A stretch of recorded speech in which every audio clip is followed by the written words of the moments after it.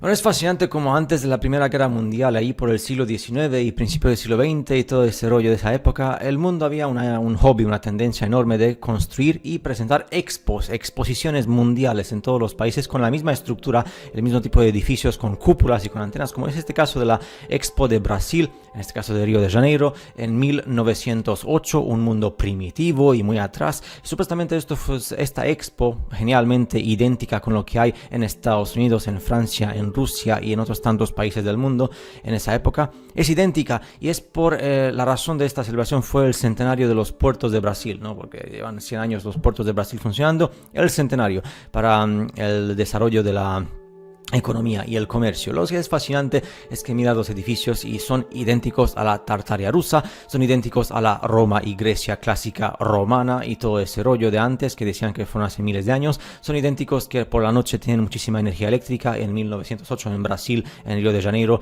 se ve que tenían centrales eléctricas muy potentes, genialmente fascinantes, con una tecnología ultra definitiva y obviamente el hecho de que los edificios son tan imponentes con antenas y con cúpulas y con monumentos, pero las carreteras son de tierra y de barro, no implica nada. Simplemente nadie se pregunta que esas estructuras hayan estado ahí antes o que se retocaron las fotos. ¿Sabéis? Muchísimas cosas de ese tipo. O que el hecho de que se ven tan parecidas, tan idénticas a lo que es el comunismo ruso, ¿no? Porque Rusia está ahí en el quinto pino, muy alejada. Y no sé por qué son tan idénticas los que...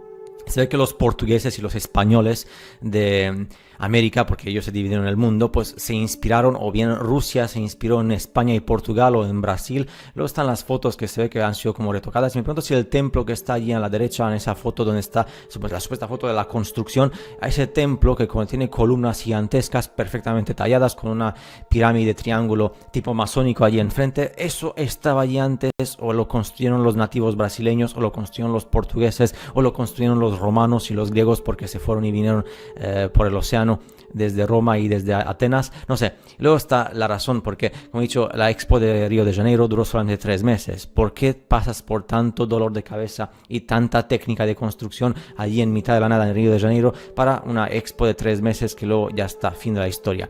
Pasas por ese tipo de esfuerzos si lo que hay allí no fue construido por ti, sino que ya estaba en su sitio. Entonces, no entremos ahora en detalle sobre lo que es...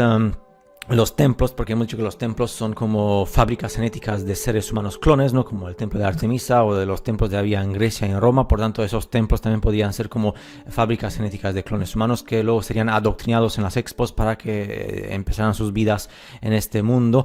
Pero lo que es fenomenalmente fascinante son las fotos, ¿no? Con esta foto, por ejemplo, aquí ves un monumento que es destrozado. Hay una foto de antes y después. Curiosamente, la foto de antes era más definitiva y más exacta y más clara que la foto de después. ¿Qué pasa? Que después la tecnología se ha hecho más mala. ¿Y por qué pasas por este tipo de...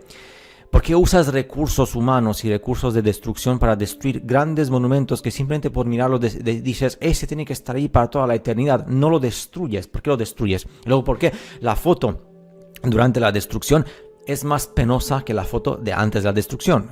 O fue retocada artificialmente, o es una manipulación, o simplemente la humanidad perdió tecnología. Por tanto, hubo una guerra en Nueva York.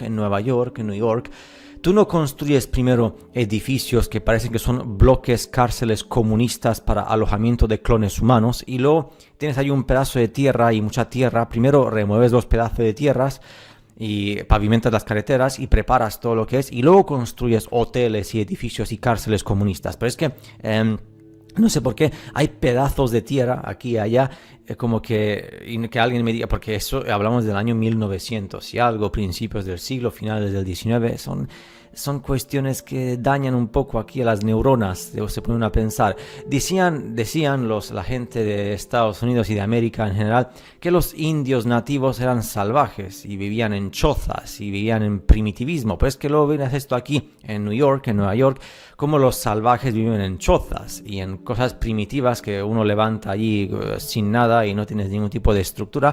Y luego allá al fondo están los ¿cómo se llaman? Fortalezas, castillos, no sé cómo llamarlos, que parece que son de otra civilización de gigantes, no sé.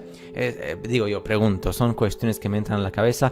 ¿Qué pensáis? ¿Qué pensáis sobre las expos que hay en el mundo, que son tan idénticas y tan lo mismo en Europa, Australia, Rusia, América, África, Canadá? incluso a lo mejor en Groenlandia y en Antártica, bajo del hielo, quién sabe, es fascinante, pasa que esto en la escuela no se habla porque si lo hablas pierdes tu puesto de trabajo, bla, bla, bla, todo el mundo sabe todo ese rollo. En fin, nos veremos en el siguiente vídeo con más expos y más cosas interesantes de construcciones antediluvianas o antes de la otra civilización, o quién sabe, porque al fin y al cabo se ve que no sabemos nada, simplemente tenemos fotos y pues, intentamos ver lo que hay.